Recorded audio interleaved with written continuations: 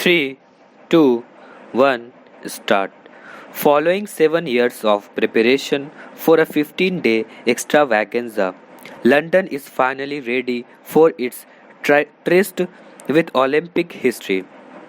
10 billion euro of expenditure and a regenerated East End described by Jim White as derelict outpost to center of the universe in 5 years within bracket, but which continue to raise questions of rehabilitation for the original inhabitants and apprehensions over security.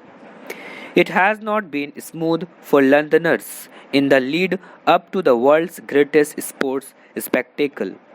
Awful weather has not helped, and staging a successful Olympic Games will be a test of the organizers' mettle.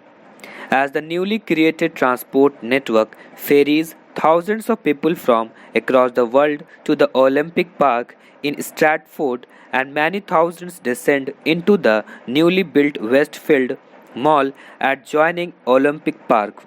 Brand Olympics, currently valued at $47.6 billion and the second most valuable brand in the world after Apple, will also be on show. Questions like whether it is a simple sports competition or a global peace movement with serious political ramifications will be answered over the next 2 weeks as the world's best takes center stage for the ultimate sporting glory. London is the first city ever to host the Olympics for a third time. Lucky, considering its past record, is not anything to be proud of. Soon after the Games ended 100 years earlier, in 1908, Baron de Coubertin, founder of the modern Games, had this to say: "It will be necessary to avoid copying the Games of London." Grima Kent, author of the definitive book on the 1908 Games, agrees. The London Olympic Games of 1908 were supposed to display the glories of the British Empire at its zenith, but they ended in uproar. Everything that could possibly have gone wrong did so. 1948 was little different. Known as the Austerity Olympics or the Make Do and Mend Games organized in the aftermath of the World War II, the Olympics were not half as glorious as they are in 2012. At the same time, the spirit which is so very essential to the Olympic movement was very much on display. In the words of Emil Zatopek, star of the 1948 Games, it stood for the sun finally coming out after the war. The same spirit is in evidence in 2012.